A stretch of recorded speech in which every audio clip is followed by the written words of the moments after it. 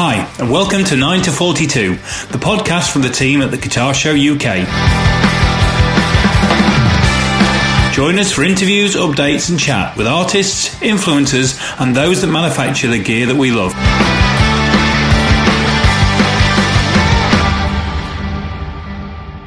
Hello and welcome to 9 to 42, which is the podcast from the guys at Guitar Show UK. My very good friend Jace Hunt is with me on screen bright and early this morning. It's just before 9 a.m. How are you, Jace? I'm very well. It is very early to be doing this. Normally we're doing this at like 10 o'clock at night. Yeah.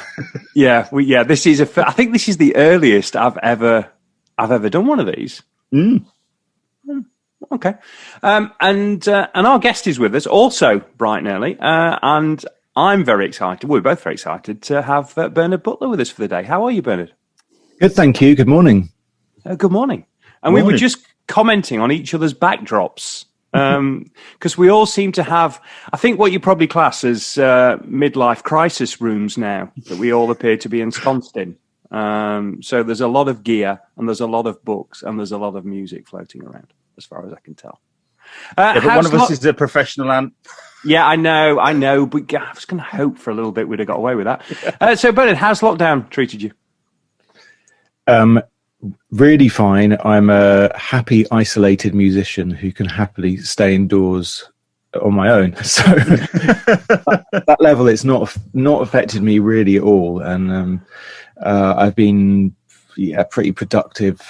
Yeah, I'm just quite happy being an introverted musician, so it's been all right generally. Apart from the fact that then when I leave my studio room, I've got this thing called a family everywhere all over my house. So and then I realised that I'm actually not a musician. I'm a chef. I'm I'm a cleaner. I'm everything in this house. So.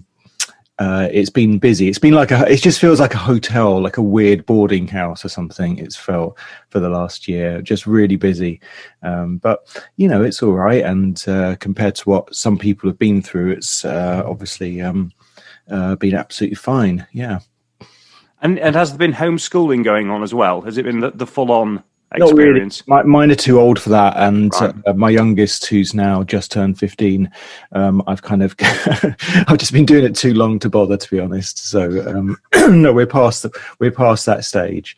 Yeah, I really feel for people who've got kids that young who've had to deal with all that, and that must be just a nightmare pressure. You see this stuff online and, you'll see the fabulous celebrity mum who's giving tips on how to do homeschooling. And that stuff just makes me want to bash my head against the wall. Those wonderful, confident parents who do everything perfectly in a wonderful outfit. And then you see their beautiful home and kitchen. And I can't bear all that stuff. Really. So it's always been chaos in this house. Any parent that tells you that they've survived lockdown without an iPad and Netflix is lying. Absolutely. It's just lying. Yeah. It's not possible. Yeah. We've managed to do stuff like make sure we try and eat together, stuff like that every day. When we do eat together, we don't talk, obviously, or but actually just try and do stuff. But I don't know, let everyone live their lives, the way they do, and accept also that an awful lot of people aren't learning Russian or learning the violin or whatever, but a lot of people just live like this all the time anyway. And I've got plenty of friends that just like, well, that's how I live. What's the difference? The people who live on their own, and and then there's plenty of people who are just lonely characters out there anyway. And life has always been like this. So trying to solve problems to be as fabulous as possible in order to get through it, I think is really far of the mark for a lot of people. My biggest achievement's been I've sat in the garden more and I've read more. And that's been about the extent of what I could have managed. But I'm really quite proud of both of those things. Yeah, I mean, all those things are great. Yeah, same as here, and walking a lot because getting out, just the amount of walking we've done is great. I'm in London, and I just decided as soon as this all happened that it was a great excuse to never get on a tube again. Having done 50 years of London public transport, I'd paid my dues, and I thought, that's it. I'm just not doing this again. Don't blame you. So that's been really great, and just once you get into the mentality of like you have travel distances, and you think, oh, that's 20 minutes walk, or it's a bit far. And then you think on another occasion, walking 20 minutes, you think nothing of it. So, and if you twist your mentality, you can think, well, actually, cycling, I love cycling, and walking anyway. So, all of those things have been good, to get around London. London's been a good place. My wife has been working in the City of London. She's a teacher, and she didn't get a single day off. I mean, they didn't close at all. And so I was going into the City of London with her quite a lot, cycling in there, meeting her. And it's been brilliant because there's no one there. And all the city boys were gone, and the place was deserted. And actually, really, there's such beautiful streets around there. So, and it's still not back. It's still not back to anything like normal now, is it? I mean, I came down a couple of weeks ago for the first time in over a year, and I stayed in a really great little B&B actually in Pimlico. Never been to Pimlico before, and went for it's lovely, and went for a run along the river and what have you. And it was so quiet. Yeah, it's lovely down there. Pimlico is definitely where all the spies are. I was thinking when I go to the Tate Britain, which is in Pimlico. There's these lovely little streets all around it, and you just think, who lives here? Who would live in Pimlico? And it's just got to be KGB. It definitely is, and MPs have got their hideaway sort of affair houses going on, by the river, that kind of stuff. Yes. I've got a quick question before we get on to, because I know, Jace, you've got a few. You'll have some things scrolled down because you're always the organised one. But with the announcement yesterday with regard to sort of the full easing of lockdown and the resumption of events and this, that, and the other, have you got any plans for gigging? I do, yeah. Very, very cautiously, yeah. Yes, I do. Yeah, I'm starting to think it. I won't say anything now, but I'm going to be doing something in the autumn. A couple of things in the autumn, which haven't been announced yet, and hopefully more next year. Yeah, yes. You're quite comfortable to get back out, and you think the audience will be comfortable to come and what have you. I'm really comfortable to go out. Yeah, I mean, obviously today the announcement is slightly bonkers, I think. Yeah, and I'm not sure how much I'm actually scared of coronavirus at this point, or spreading it more than it's just yet another calamity of mismessaging that bothers me about the whole thing. That I think is confusing for people who are in danger. So that's the real thing that bothers me, and just more chaos that I don't trust. But I've just actually at this moment as well, because I had COVID about 3 weeks ago, quite badly for about a week. We did in this house. So at this point, feeling quite well.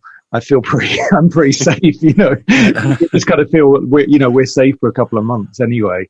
Even though we've had vaccines and stuff. So that's probably part of that. But in terms of going to shows, honestly, you won't really find me moshing down the front of the Brixton Academy. Those days have gone.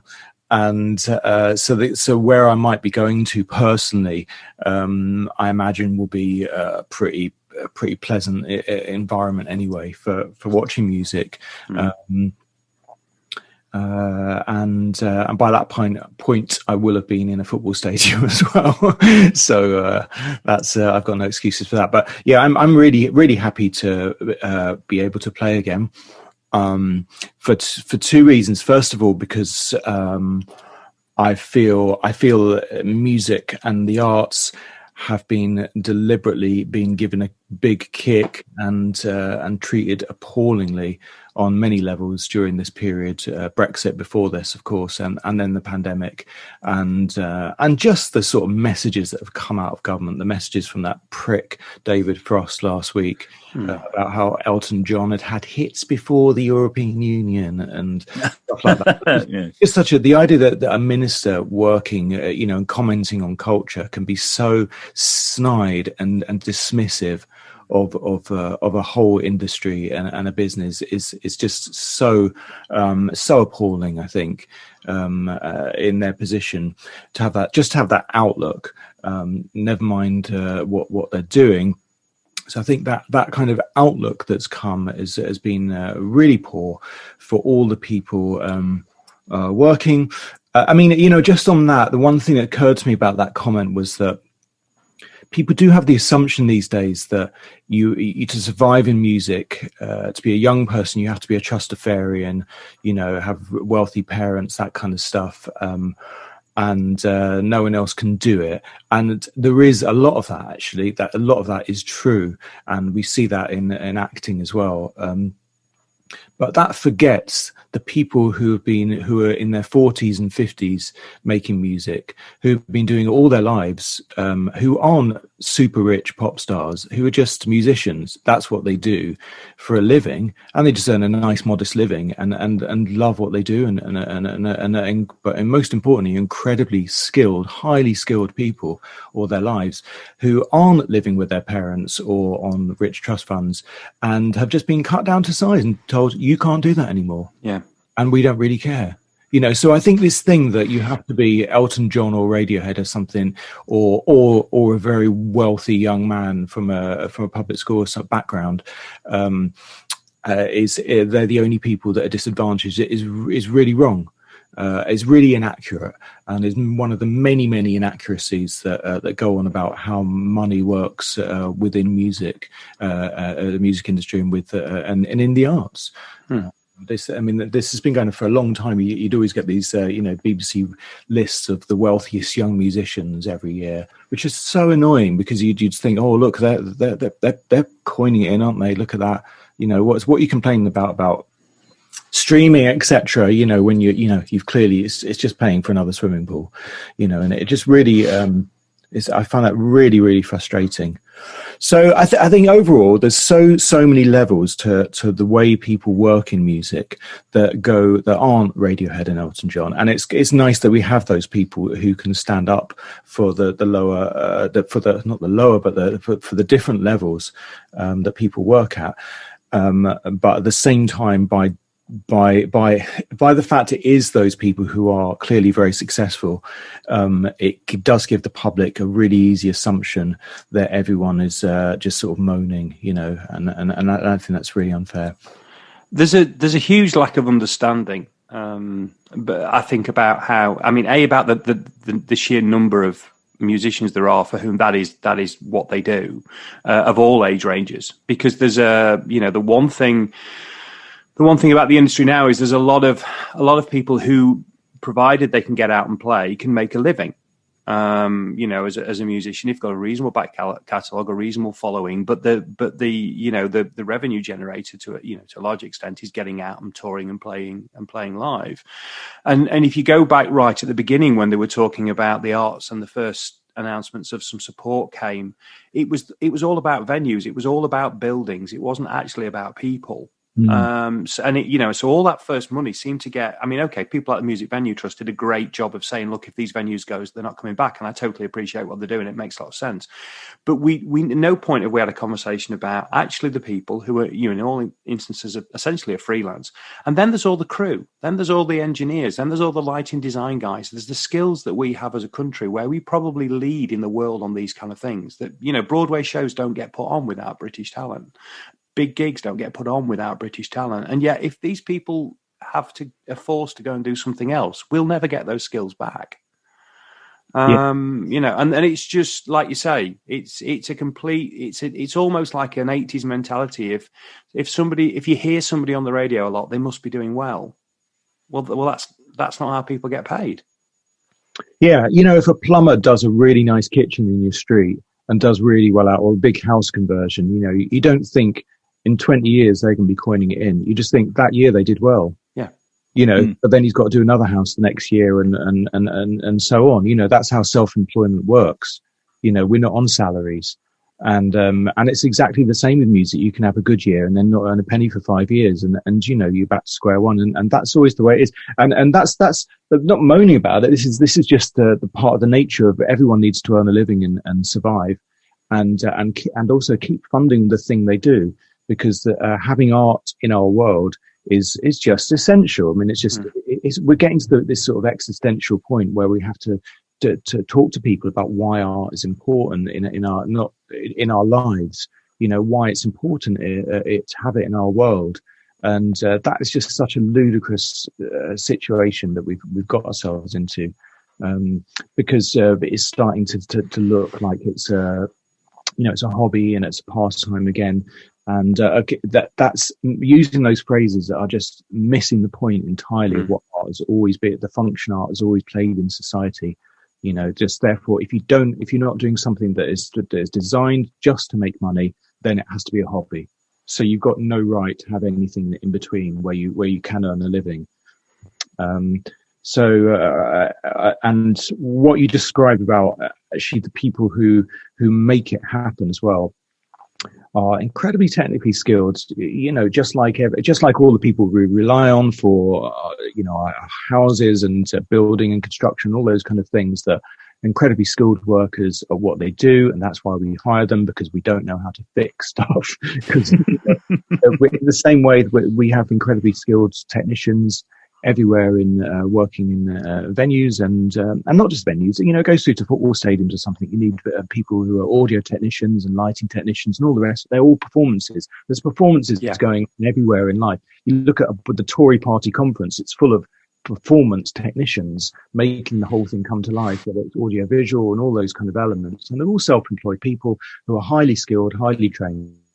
And although I was going to say, I did hear that the sort of like union of techies, can't remember what it's called, have all said that they will refuse to work the Tory party conference at the next one, given the way that they've been treated. So it could be a very drab affair next year. No way. More drab than every other one. Yeah. About time too. Yeah. That's a great point. I mean, obviously people have, I guess in our circles, we know about this stuff, have talked a lot about the people who have lost out, these skilled workers and technicians. The audience side is quite interesting, because obviously we have to see the audiences as the people who are also they are voters. They're people who have enabled the governments we have and the systems we have and voted for Brexit. There's no point. Musicians tend to have this put across quite a liberal perspective. I think that's fair to say. With the culture side of culture and arts, it tends to represent, and most people would probably think they're in safe territory, talking in quite a liberal manner. I would have thought that's a fair thing to say, or they're not exclusive. But you have to look at, and with that, I don't know many people, I don't know anyone within music for sure who would have voted for Brexit, for example. I don't know personally. Well, I know people outside of it, but I don't know anybody who's working within music that's done. I can give you a little bit of help on that, simply because I went to an event that the Creative Industries Federation put on a few years ago, and they'd done some research that suggested that 97% of the Creative Industries Federation members thought Brexit was a terrible idea and had voted to remain in the EU. So even if there is a few, we're talking about sub 5%. But that's pretty conclusive. But you look out at your audience and you can't have that perspective. No. And so having views like I've got, and I'm safe to say that we've got here, about how the effects of Brexit will have, it's quite difficult to have those perspectives, exclusively, and look out at audiences that, on the one hand, do want to be with you and want to see you, and they need that, in their lives, because I think, again, going back to that point, everybody needs art and culture in their lives. People, whatever they do, they need to have that outlet. But looking out at those audiences that have enabled this situation, and that's quite awkward, I think. And I think that's a bit of an elephant in the room, and it's going to be in the future. And I think that, but that's the other part of it about playing live, is that I think, will I find it uncomfortable? I think people will so want to see live music. I think people will so want to, if you ask anybody today, what's the thing that you most like, if this is all over at the end of the year, I don't think it will be, but if it all ends, what would you like to do that you haven't been able to do? Lots of people will mention, I don't know, a wedding or going to see a football match, and a lot of people will say music straight away. and as one of those top of the list things that they really missed. So on the one hand, it's been dismissed and pretty much a lot of it's destroyed and cast aside in a way that football obviously wasn't, because they did everything to protect that. But yet when it comes back, people will be absolutely desperate to go to a show. Yeah. And I'm not talking about going to Glastonbury. I'm talking about just going to see that band or that artist come to your, medium, small size venue in your town. You are, that feeling of knowing that somebody who you've heard or you've admired for years, or you like their music, is suddenly, a mile down the road on a Friday night, and that's the perfect night out for you.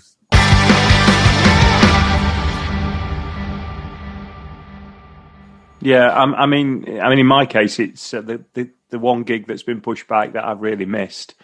And you're right, it was local. I was due to see Richard Hawley, in Halifax, and that's been pushed back twice. But that's already the one. There's that, and the first time I'll get to go back to Bramall Lane, because I'm a Sheffield United supporter. So those are my two things. No, I'm an Arsenal fan and a season ticket holder, but I'm also I go, and I have been for the last three or 4 years, going to Haringey Borough, which is my local lower league club as well, in the Isthmian League. And that's I just go with friends, and we all support different teams, obviously. And we'll go to Borough, it's a different story, and it's just a really beautiful thing. There's like 300 people there, and it's just amazing. It's just great.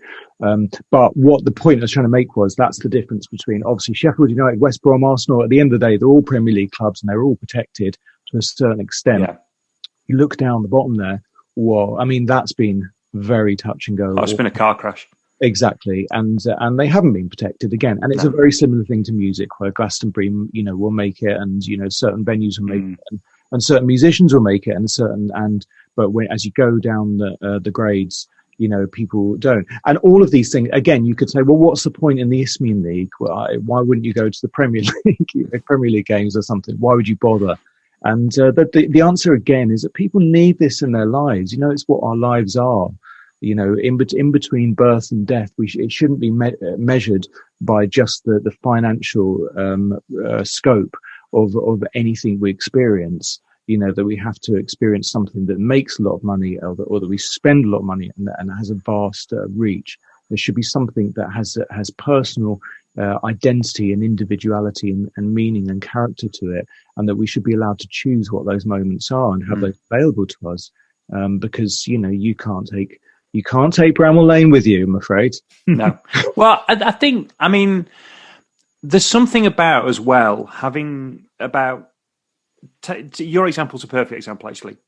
That's about something that anchors you to your area, and it anchors you to your friends, and it's a shared experience, and it just happens to be that's the club that you've picked, and you've obviously you've found the one local to you. Because if there's no, for most of us, football, starts because somebody takes you when you're 4 or 5 to a football match for the first time, and the bastards always win on that first time that you go, always, and then you're hooked. And then you're hooked, and then you end up, whether it's West Brom or it's Arsenal or it's the Blades, whatever it is, that's where you are. But if you get a group of people together and say, well, let's on the alternate weekend, let's go and watch our local team. That's more of a choice. So you're picking then on locale, and it's because you're anchored to that space, and that's a really, really good thing. It's a good thing for us as human beings. It was interesting. Well, the Haringey Borough, because we did hit the news about a year ago. Well, 2 years ago, I think it was. There was the famous, when the notorious racist incident. You might remember, it was the same week England were playing Bulgaria, I think, and there was a load of racist chanting in that week. And there was the following Saturday, Borough were playing in the Cup, FA Cup, like first round, with Swindon. And there was several players that were racially abused by the Swindon fans, and we walked off. And because it was Cup Day, it hit the news, because there was people knew about it and stuff, and it was really interesting to be in that situation, because it was such obviously an issue that's very much on the table and has been sadly ever since as well. But on the one hand, it was on a sort of national level with the England team, and on another level, it was happening around a very small place. You've got to remember, there's no screens there. You don't watch events again. You don't see that thing happen again, and it's happening right. You're standing on the touchline, so absolutely everything that happens right in front of you, and you're experiencing. And it was very emotional, very, very powerful thing to be part of that day. But to see your team just say, right, that's it, we're out, we're not doing this, and just literally walked out of the FA Cup on that moment was a really powerful thing. So exactly what you're saying, it's very much about being a part of a community decision. It's not your team, if you like, and it's about being with friends and taking that choice, and certainly not about dreams of winning the FA Cup or league titles or anything. It's about the experience, but with that, but you see both ends of it. Still, you see both in a microcosm, if you like. You see both ends of the spectrum: the joy and the highs, and then the lows as well that happen in society. Yeah, I've been to see Bromsgrove Sporting, which is my local team. It's probably the same level sort of thing, and I love the fact that you can at half time just change ends and go and stand behind the other goal. Everyone moves around, yeah. It's like the whole crowd just does that, doesn't it? Like the 10 away fans move, and the probably 150 home fans move. And it's a very different experience to going and watching sort of like West Brom. There's a chance that they might win, so that's a different experience for me. The chance that you may be clear of Sam Allardyce for a couple of years now. You may be clear. It's just the worst thing in the world ever. It's like, please, I would rather have got relegated and had no manager for the rest of the season at that point, whenever it was it November, December time? Yeah. Not Sam, not that football. Please, no. We've all had it. There's that day when they announced Brian Robson was coming to Bramall Lane, and your heart just sank. And it must be the same if they announce. I don't know, Arsenal. No. Wenger was there for about 475 years or something. Yeah. And now you've got, what's his name? Action Man. Eagle Eyes. Mikel Arteta. Yeah. Yeah. Well, we haven't had to deal with that. Obviously, Tottenham are dealing with that kind of at the moment, because I think they should have gone with Nuno from the start. He seemed like a great manager and a good guy, and Tottenham fans will love him. But I just feel sorry for the fact that they dug deep until they got to the right at the bottom, and he was the only guy left. Which was weird. I mean, I don't know what it was like in London, but certainly because obviously, Wolverhampton are not very far away from Birmingham. It's the local press, and there was rumours that Nuno was going to Tottenham at Christmas time. So they must have been talking, and I assumed when it got to the end of the season and he was like, "I'm leaving, I'm not carrying on," I assumed that's where he was going. So I don't know what's gone on there, but.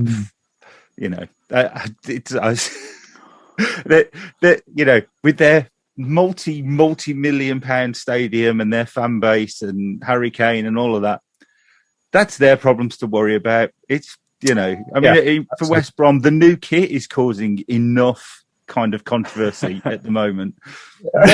One blue stripe, just one big down the middle blue stripe. Oh no! That's not Albion's kit. Yeah.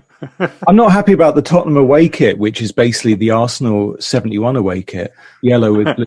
I don't really get on so many levels. I'm like, well, why do you want this? Let alone, why do we want you to look like this? Kits is a really strange thing. So I suppose we should get onto music, shouldn't we? Really? Well, music. We can do if we like. I mean, we've got choices now. Funnily enough, I got Haringey Borough FC and Arsenal written down, so we've covered that off. And I suppose, do we want to talk about Record Store Day? Is that next weekend? Weekend after? I don't know if there's another one. There are several, aren't there? There was one a few weeks ago. Yeah, we just had one. We just had one about a month ago, and I had a release. Yeah, yes. So People Move On. How did that go? How did the song go, or how did the how did the re-release go? And I mean, how does that happen? Are you approached? Do you approach them? I mean, I don't really understand the mechanics of it. Okay, so there's a company called Demon, who are a super company who do lots and lots of reissues, and they take it upon themselves to just think, we could do that. Let's put that out. Which is a really nice role they've got. A couple of guys called Val and Ben who are great. They've been doing the Suede reissues for a number of years, and similar kind of setup. And it's their ideas. So they've been asking me, because I've been involved with that, and they did the McCalmont and Butler reissue a few years ago, because that record was never pressed on vinyl, and we put that together. They've been asking me to do People Move On for years, and I always said no. And so I said yes. Finally. So so that's all they did is actually just put out a reissue of it. It was never repressed on vinyl, so it came out again on vinyl for Record Store Day. Okay, so People Move On. Yeah, for years they asked me to do it, and I just didn't want it dug up. Really, I'm not really a big fan of the anniversary. The 20 years. I just always thought, well, what's wrong with 22 years, 18? I hate the sentimentality attached to it, like it's a sort of a wedding, or something like that. I love that, because I hate big birthdays for exactly the same reason. What's wrong with 48? Exactly. Yeah. It's just to do with the Romans or something. Yeah. But then it was all completely different. And I sort of avoided it. And also, so more particularly, that period of life was a little bit shaky.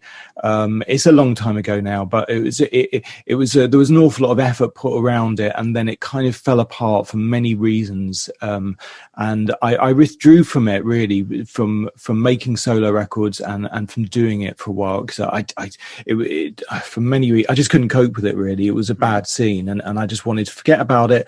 And my life toddled off in a different direction, and that didn't bother me. It wasn't something that bothered me at all. So dealing with it again is always just going back and it's going through family photos or something, or going through the wardrobe and finding that wig, or those kind of moments. So I came round to the idea that I wanted to revisit it, and that, as often I do, I have two thoughts about things. First of all is that I want to avoid something, and then my second thought is, if I'm avoiding something, I'm not challenging it. And essentially what I'd spend my life doing is trying to challenge myself. That's as an artist, as a performer, that's the whole point. I teach kids or young people, and I tell them constantly to avoid trying to make money out of music, and to constantly challenge yourself with what you do. And then you comes to myself, and I say, put your bloody money where your big mouth is, and do that yourself, which has been a really enlightening part of teaching, by the way. That sense of having to go home and say, actually, I'd better do what I just told them to do myself at some point. Yep. So I wanted to challenge it, and so in particular with this record, when it came out, I did like it, but I felt that I was rushed into it. I didn't really know what I was doing. It was the 90s, and I was kind of able to do what the hell I wanted, which is really weird, because I'll never get that experience again. And it was very much to do with singing. I hadn't sung before. I went in the studio and just did whatever came out, and I was never happy with it entirely, because I'd never spent years on the stage rehearsing and performing and playing in front of people and singing, and developing any kind of style or character at all. But I'd written these songs, and when I went back to the songs to listen and to challenge myself with it, I didn't go back to I didn't go back to the record. What I went back to is I went in, started going in about a year or a couple of years ago. I started going back in a rehearsal room on my own and trying to learn songs by memory. So I've been going through this process of I spent like about 6 months of Wednesday afternoons in this really dour rehearsal room on my own, and my challenge would be every Wednesday to say, can you perform something with just a guitar from memory without looking back and listening to the song and writing down the chords and writing down the words and the melodies and all those kind of things. Now, the reason for that is because I've got to a point in life, put it that way, where I've made a few records and made had a few relationships and collaborations, many different collaborations of all different types, and with so many different people, and they've all crept into different kinds of arrangements, and a lot of that has been to do with sort of serving the artist I'd be working with as a producer or as a collaborator. And for that reason, I'm probably a bit more eclectic than a lot of people maybe of a similar generation, stuck one singular thing. Or if I'd been in a band all this time as well, and you tend to have that band personality. So my idea was how does this link together? What's this all about? All this music, what is it all about? Or what's the glue of it? Is there any glue, or is there any thread? And I felt that the thread had to be a combination of two things. First of all, could I put it together with one guitar? And I thought, and secondly, which is the only thing, when you reduce music to its most pure form, it has to come down to human DNA. That's the only thing you can reduce it to. You can always put strings on something. You can always put drums. You can always rearrange something. You can do a million different cover versions. But the DNA of a song and a voice has to come down to a human being, a personality. So I just started trying to sing these songs. And I just thought, what do they sound? What were they? Can I remember any of them? And so I over a period of weeks, I just started recording myself doing this and listening to it back. I thought, well, exactly what I said, that there is that personality there that threads through it. If you play it all on one guitar with one guitar sound and with one person singing, and you can thread these things together. And the beautiful part of that is that without the arrangements, without drums or strings or bass guitar or multi-layers, you have to find a very simple arrangement that you can adjust and adapt as you go along and do anything you want with. And I found myself changing words or thinking, oh, that's a bit of a shit line, wasn't it? Well, who wrote that? And just think, you know what? Here's a good idea. Let's change it. Let's make it better. This is my chance. Who cares? Essentially, it's just me in a rehearsal room. No one cares. I can do what I want. It's my bloody song. So, and you can change the melodies. And you know what? That ending, get rid of that. And who needed that intro anyway? And stuff like that. And so, it was a really enlightening and challenging experience. And out of it also, most importantly, came lots of new songs. So I started writing again for the first time. So I was doing this all on my own, really. I didn't tell anybody about it. And I was doing it for about a year just on my own. And as a sort of culmination of this period, Demon asked me again, will you do this? And I said, okay, I'll do this under one condition. I can re-sing the whole thing. So that's what I've done. Wow. Oh, so I got back excuse me, turn it off. I got them to get me back the multi-tracks and actually the instrumental versions. When you make records, and particularly in that time this happened a lot, you'd always run off the final mix. Just for your viewers, this will be for the benefit of you run off the final mix, but you also do what they used to call the top of the pops version, which was the lead vocal taken out, but the backing vocal still in it. That was in case you got top of the pops where the singer would have to sing live, and then you do the match of the day version, which is basically the instrumental, which I did get once, and so you ran off these instrumentals. So there was the stereo mix, but without the vocals, basically. So I got all these back, and I I got them back and I just stuck them up, and I did what I'd been doing in that rehearsal room, and I just started recording myself singing over the top. And I thought, would this work, over the original arrangements? And I did, and I got really into it, and so that's what I've done. That is brilliant. I'm gonna have to listen to that now, because I've been listening to the 1998 version of it, and I didn't see anything wrong with your singing at all. But I'm kind of intrigued. Yeah, sorry, Jason. So the Record Store Day version that's just come out is the original version. Oh, it is. Just to clarify, so the version that's going to come out that's just been announced by Demon Records will be out on September the 17th, and it's going to have a full set, including the original album and the full album and all of the B-sides with new vocal recordings. And then there's piles of other stuff on there of outtakes and all sorts of bits, demos and stuff like that, and cool. or revocaled. So that's what's coming out. That is brilliant. I love that. I think that's great. I love the whole, not just the end product. I just love the way you got there. That's a really life affirming story. Well, that's the first time I've had to tell somebody this, because you are literally the first people who I've told this to. Not that there's any state secret. I always assume that no one cares anyway about anything I do. But so it's not like it's just for the benefit of Demon. You have to wait until the right things happen. But it is quite nice. It's been a nice adventure for me.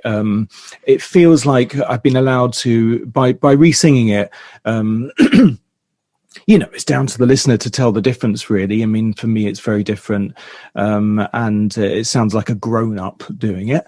And that's okay with me, because I am a grown-up. I'm not the same age and I'm not the same person. None of us are. We're constantly evolving, and I'm really happy with that. So I think it's quite an interesting sort of experiment to do something like that. It feels different. Most of all, I went back to the songs and I thought, some of these are really good. There's some really good songs. I mean, I've got lots of problems with it. I would have taken off that song or changed that, or why did I do that? But essentially, I think it's a really really good record, and I'm really really happy with re-singing it, and I feel really confident that that's somebody who now it's not like there's any kind of, it's not Scott Walker doing it, put it that way, but it's just somebody who has a bit more experience. Being able to give a perspective, and I think that's been really interesting to have that perspective on the words, and it's kind of puts it to bed for me as much as anything else.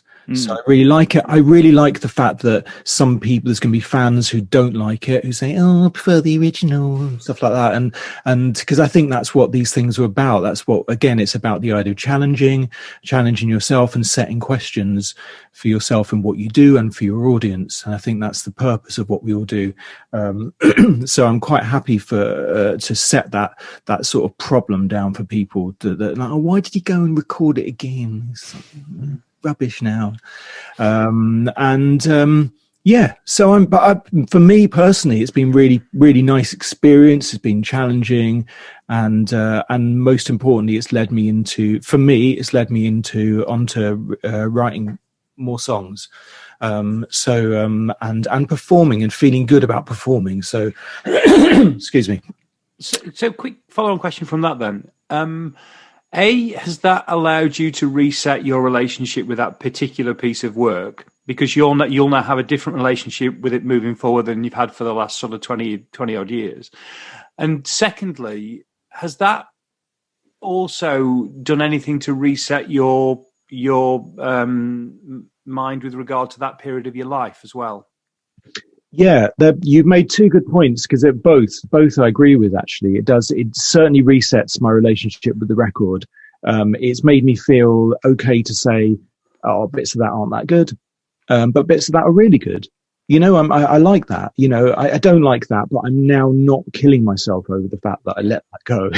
It's no longer as important. It just feels like, that's what we do in our lives. We make mistakes and we do good things as well. And often we can't see any kind of perspective on which are which.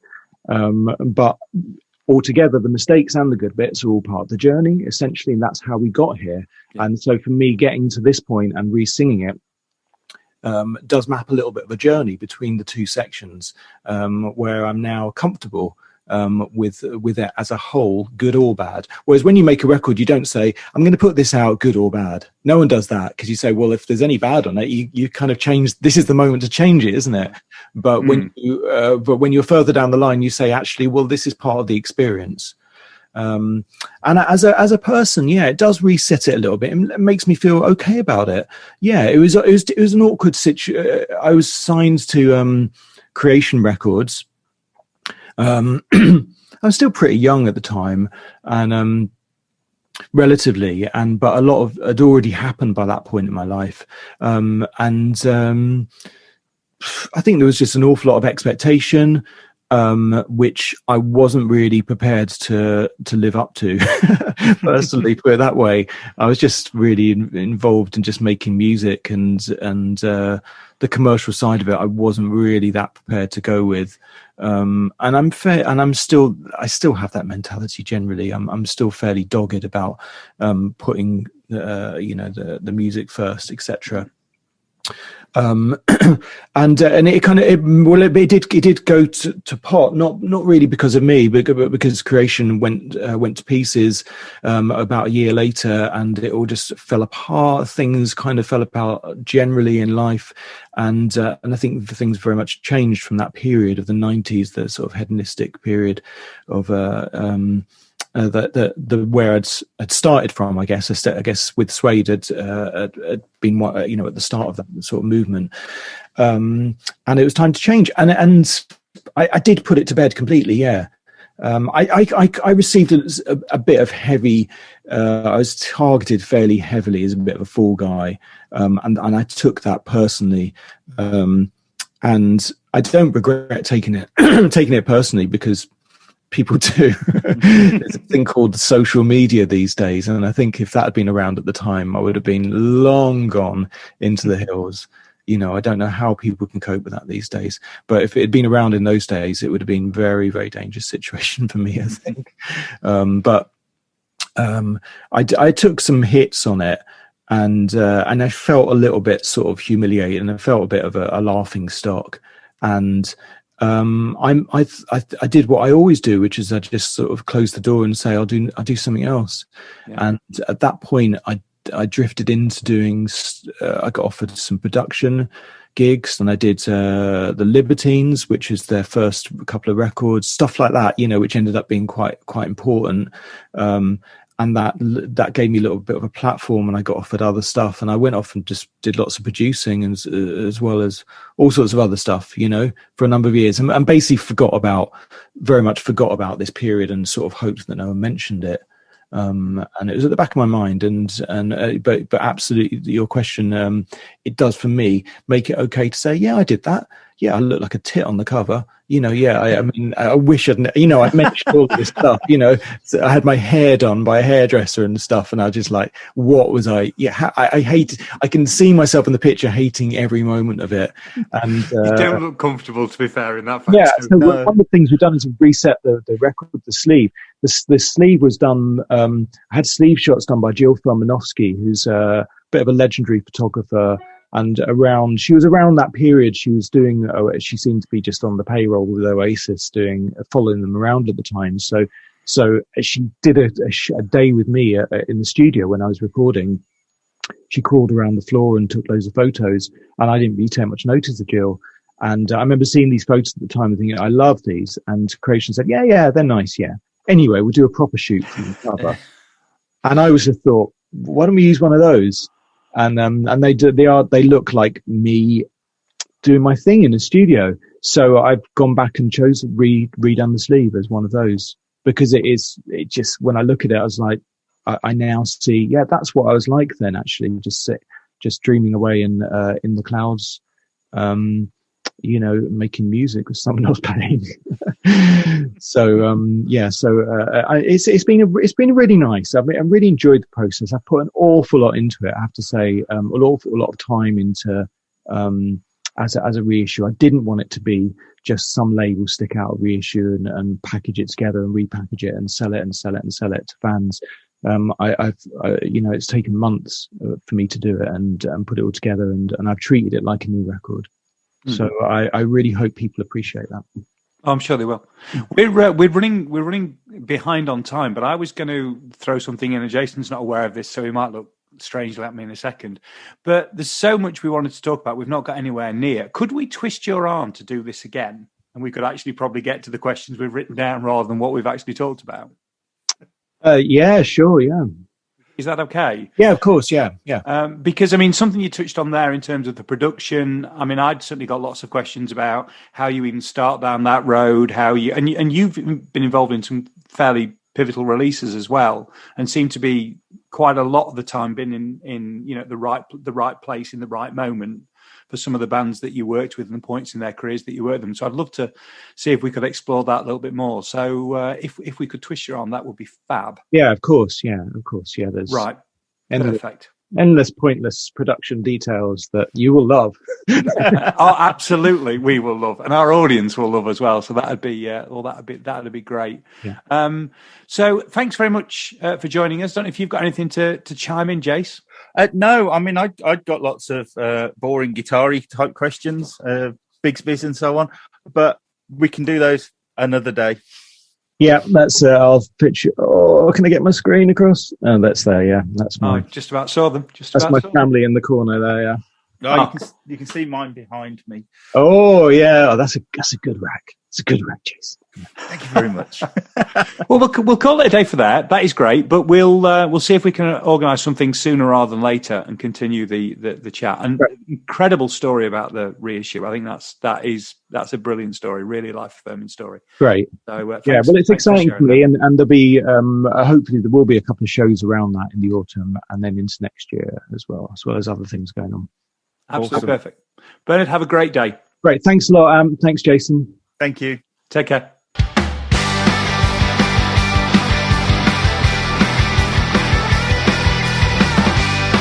Thanks for listening to 9 to 42, the podcast from the team at the Guitar Show UK. If you've enjoyed the show, then please remember to hit the subscribe button and share with other like-minded souls. For more information about 9 to 42, please follow us on Facebook, Twitter or Instagram at the Guitar Show UK. This has been an A Short Stories production.